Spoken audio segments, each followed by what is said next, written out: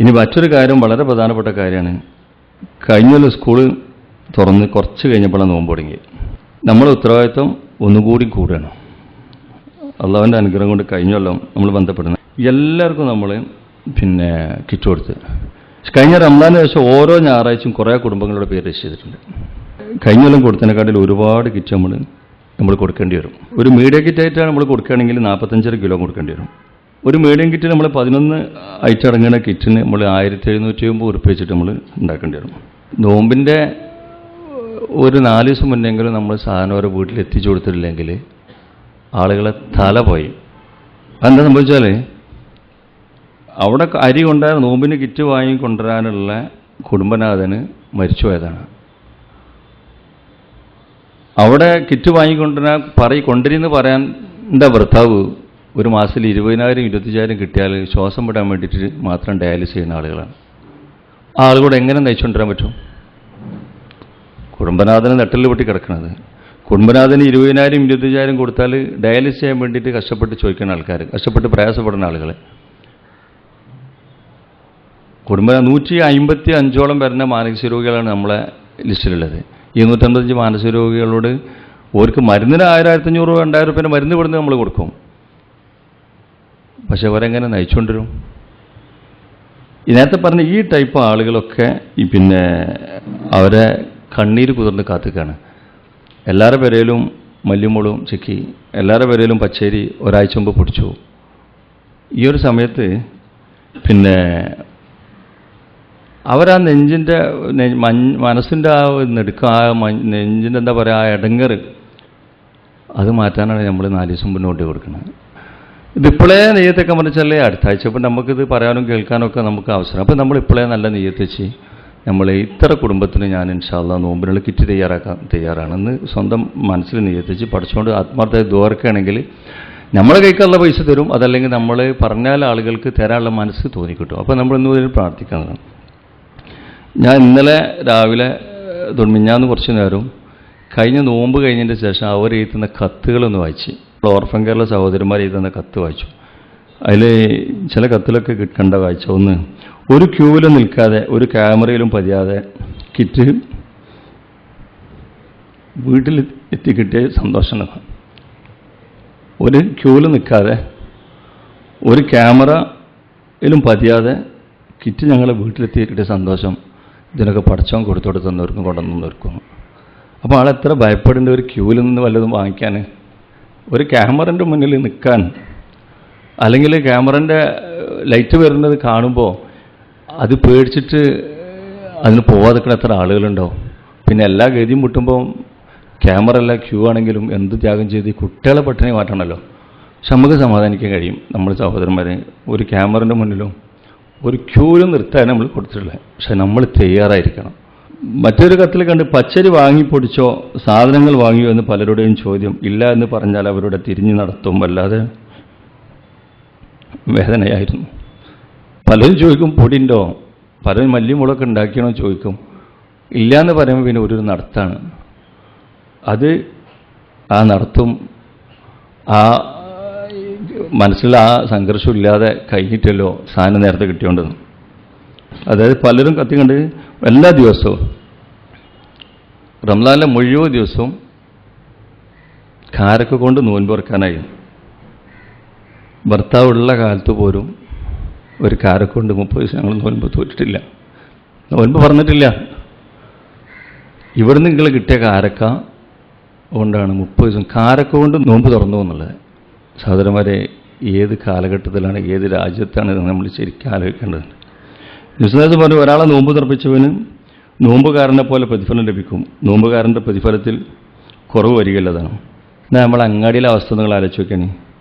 റംസാൻ വിഭവങ്ങൾ ഒരുക്കി നല്ല ചില്ലിട്ട അളമുറയിൽ എല്ലാ അങ്ങാടിയിലും ഇത് കാണുമ്പോൾ അതിൻ്റെ മുന്നിൽ കൂടെ വേണം നമ്മുടെ സഹോദരന്മാരും നമ്മളെ ഈ മക്കളും പോകാൻ. പല അങ്ങാടിയിലും കാണാൻ പറ്റുന്നതാണ്. അതായത് റംസാൻ്റെ വൈകുന്നേരമായി കഴിഞ്ഞാൽ എല്ലാ അങ്ങാടിയിലും നല്ല വ്യത്യസ്ത പലഹാരങ്ങൾ, ഉൾനാടൻ പ്രദേശങ്ങളിലടക്കം. മുമ്പൊക്കെ വലിയ ടൗണിലെ കണ്ടിന്. ഇപ്പം യഥാർത്ഥത്തിൽ ഓരോ അങ്ങാടിയിലും ഇത് കാണുമ്പോൾ അതിൻ്റെ മുന്നിൽ കൂടെയാണ് നമ്മളെ ഈ ഉടപ്പുറപ്പിങ്ങൾ ഈ നോൻപെറുക്കാനൊന്നും കിട്ടാതെ കഷ്ടപ്പെടുന്ന ഒരവസ്ഥ ഉണ്ടാണ്. പിന്നെ കാണുന്നത് ഈ റംസാൻ്റെ ഈ വിഭവങ്ങളെ, ഈ പാചക കല, അതിൻ്റെ ചേരുവകൾ, അതിൻ്റെ പരസ്യങ്ങൾ പത്രപേജുകാരെ ഇന്നതാണ് റംസാൻ്റെ വിഭവം. എന്നിട്ട് അതിൻ്റെ ചേരുവകൾ പത്രങ്ങൾ കൊടുക്കുകയാണ്. എന്നിട്ട് അതിലുണ്ടാക്കേണ്ട സംഗതികൾ ചർച്ച ചെയ്യപ്പെടുന്ന ഒരു സംഭവം. ചിലരാണെങ്കിലും അറബി രാജ്യങ്ങളിലെ ഭക്ഷണം വിവിധതരം മന്തികൾ ഉണ്ടാക്കി മത്സരിക്കാം. അതൊരു ഭാഗത്ത്. ഇതെല്ലാം ഒരു ഭാഗത്ത് നടക്കുമ്പോഴാണ് സഹോദരന്മാരെ നമ്മൾ കൊടുക്കുക 4-ാം നമ്പർ ഈത്തപ്പഴം. നമ്മൾ 1, 2, 3 കൂടെ കൊടുക്കില്ല. 4-ാം നമ്പർ ഈത്തപ്പഴം കിട്ടിയപ്പോൾ ആ ഈത്തപ്പഴം കൊണ്ട് നോമ്പ് പറഞ്ഞിട്ട് അതിലുള്ള സന്തോഷം കൊണ്ട് ഒരു എഴുത്തരാണ് കഴിഞ്ഞ കൊല്ലം ഞങ്ങൾ 30 ദിവസം അല്ലെങ്കിൽ നോമ്പ് മുഴുവനും ഈത്തപ്പഴം കൊണ്ട് നോൻപ് തുറന്നുള്ളൊരു വാർത്തയാണ്. ഏത് സമൂഹത്തിന് മുന്നിലാണ് ഇത് നമ്മൾ ഓരോരുത്തരും ആലോചിക്കേണ്ടത്. ചില ടൾമറിൻ്റെ മുന്നിൽ വിവിധതരം പലഹാരങ്ങൾ ഒരു ഭാഗത്ത്, രാജ്യത്തുള്ള കുഴിമന്തികളെ പരസ്യങ്ങൾ വേറൊരു ഭാഗത്ത്, റംസാൻ വിഭവങ്ങൾ വേറൊരു ഭാഗത്ത്. പലരും ഇഫ്താർ കിറ്റിൻ്റെ പേരിൽ പൊങ്ങച്ചെന്നടിച്ചിട്ട് നടക്കുമ്പോൾ ഈ സ്ഥാപനത്തിൽ വരുന്ന പെണ്ണുങ്ങൾ ഒരു ഉണക്കപ്പത്തി പച്ചപ്പട്ടാണിൻ്റെ കടലക്കൻ്റെ കറി കിട്ടിയെങ്കിൽ ഇവിടുന്ന് കിട്ടുന്ന 10 കിലോ പച്ചരിയും ഇവിടുന്ന് കിട്ടുന്ന കാരക്കും വേണ്ടി ഇവിടെ ലിസ്റ്റ് ഉണ്ടാകുമ്പോൾ സഹോദരന്മാർ നമുക്ക് അടങ്ങിയിരിക്കാൻ പറ്റില്ല. കഴിഞ്ഞ കൊല്ലം സ്കൂൾ തുറന്ന് കുറച്ച് കഴിഞ്ഞിട്ടാണ് നോൻപെങ്കിൽ ഈ കൊല്ലം നോമ്പ് കഴിഞ്ഞ് 8-6 ദിവസം കഴിയുമ്പോഴാണ് സ്കൂൾ തുറക്കുന്നത്. ഒരു സാധാരണക്കാരനായ വാപ്പാൻ്റെ അവസ്ഥ എന്തായിരിക്കും നമ്മൾ രണ്ടും കൂടി കൂട്ടി വായിക്കണം. ഒരാണ്ടതിൻ്റെ അന്ന് ഒരു നോൻപ് വരുമ്പോൾ അത് മുന്നോട്ട് കൊണ്ടുപോകാൻ പ്രയാസപ്പെടുന്ന ഒരു കുടുംബനാഥൻ, ഒരു വീട്ടിൽ 1, 2, 3, 4 കുട്ടികൾ പഠിക്കണമെങ്കിൽ വലിയതൊന്നും ഇല്ലെങ്കിലും എല്ലാ കുട്ടിക്കും ഒരു ബുക്കും ബാഗും കുടയും യൂണിഫോമും വാങ്ങിക്കൊടുക്കുകയാണെങ്കിൽ 1300 റുപ്യെങ്കിലും വേണ്ടി വരും. പക്ഷേ ഒരു കുട്ടിക്ക് 10 നിലവാരം അനുസരിച്ച് നമ്മൾ കഴിഞ്ഞ പ്രാവശ്യം LKG UKG മുതൽ 10ാം ക്ലാസ് വരെയുള്ള കുട്ടികൾക്കാണ് മുഖ്യ പരിഗണന കൊടുത്തത്. 10ാം ക്ലാസ്സിന് ശേഷം കൊടുത്തിട്ടുണ്ട്. അതിന് അവരെ പഠനത്തിൻ്റെ രീതിയും അവരെ താല്പര്യമൊക്കെ നോക്കിയിട്ടാണ് നമ്മൾ ചെയ്തത്. അപ്പോൾ അതുകൊണ്ട് നമ്മൾ ഈ നോമ്പിനോടൊപ്പം തന്നെ നമ്മൾ നെയ്യത്തേക്കേണ്ടത്, നോമ്പ് കഴിഞ്ഞാൽ ആലോചിക്കാൻ സമയം ഉണ്ടാവില്ല.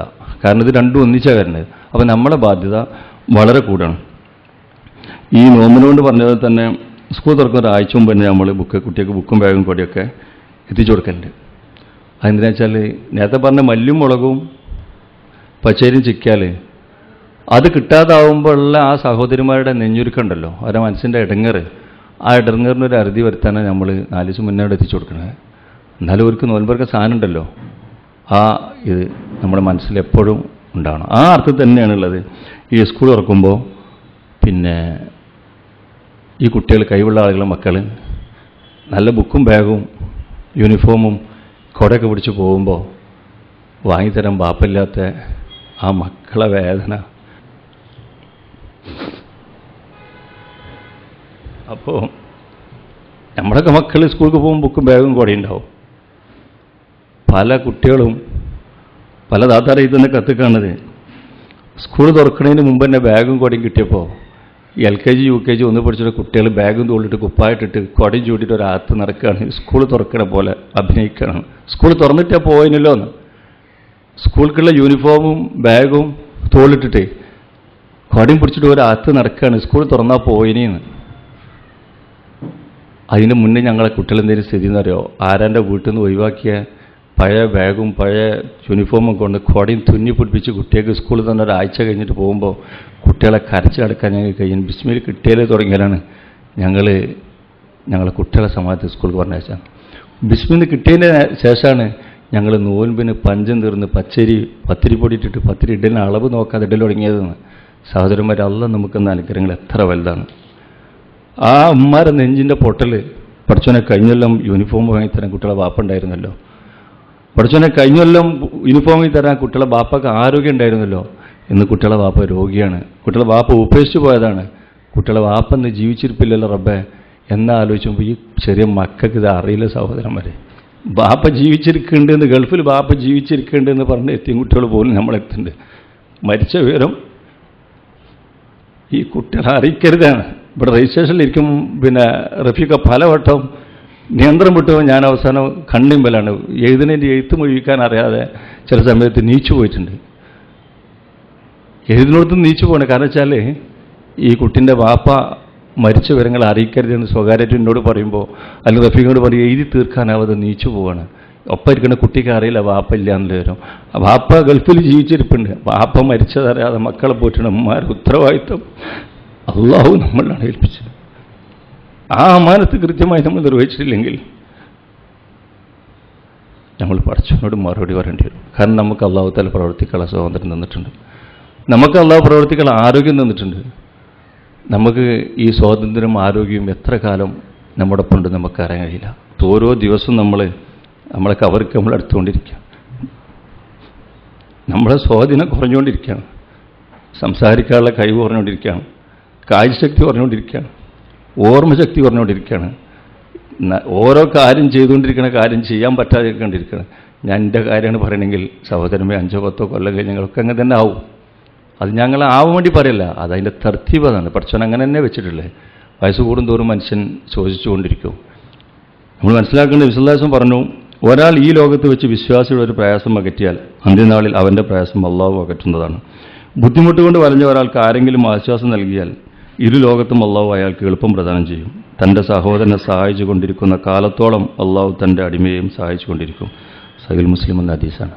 പഠിച്ചവൻ റംസാൻ്റെ കിറ്റ് ഉണ്ടാക്കണം, അത് കഴിഞ്ഞ് സ്കൂളിൻ്റെ കിറ്റ് ഉണ്ടാക്കണം, അത് കഴിഞ്ഞ് പെരുന്നാളിൻ്റെ കിറ്റ് ഉണ്ടാക്കണോ, ആരോടൊക്കെ ഇപ്പോൾ ചോദിക്കാമെന്ന് അള്ളാഹിനോട് ചോദിച്ചാൽ മതി. അള്ളാഹിനോട് ചോദിച്ചാൽ മതി. രാത്രി നിന്നിട്ട് സുബൈൻ്റെ ഒരു അരമണിക്കൂർ മുമ്പ് നീച്ചി ഒരു 5 മിനിറ്റെങ്കിലും പഠിച്ചോനെ ഇവിടെ വരുന്ന ബാപ്പാൻ്റെ താളന് കിട്ടാത്ത, ബാപ്പാനോട് കൊണ്ടരിന്ന് തരാൻ ബാപ്പയില്ലാത്ത ഈ അനാഥകളും ഓരോ വിധവകളും, സഹോദരന്മാരെ വാപ്പ വിരാന്തായി നടക്കുന്ന ഒരുപാട് ആളുകൾ, മന്ദബുദ്ധിയായി നടക്കുന്ന വാപ്പാറുള്ളവർ. മന്ദബുദ്ധിയുള്ള വാപ്പാനോട് അരി കൊണ്ടെടുക്കുമ്പോൾ അരി കിട്ടുമോ? അഭിമാനം കൊണ്ട് ഒരുത്തൻ്റെ മുന്നിൽ പോയി ചോദിക്കാൻ കഴിയാതെ അഭിമാനം കൊണ്ട് ഉള്ളിൽ വെക്കിയിട്ട് ഒരാളും ഉണ്ടാതെ നോമ്പ് സമയത്ത് എല്ലാ വീടിൻ്റെ മുന്നിലും പോയി സാധനം പോകണം കാണുമ്പോൾ ആ സാധനം വാങ്ങി വീട്ടിൽ കൊണ്ടുപോയി കൊടുക്കാൻ കഴിയാത്ത 2 അറ്റം മുട്ടാത്ത മിസ്കിന്മാരുണ്ടാവും. പക്ഷെ ആരെങ്കിലും കൊടുത്തൊരു വാച്ച് കൈമേലുണ്ടാവും, ആരെങ്കിലും ഫോറിന്ന് കൊടുത്തൊരു കുപ്പായ ഉണ്ടാവും, ചിലപ്പോൾ ഒരു മൊബൈലും ആരുടെ കയ്യിലുണ്ടാവും. പക്ഷെ അത് നോക്കിയിട്ട് നമ്മൾ മിസ്കിനെ മാർക്കിടരുത് നിങ്ങൾ.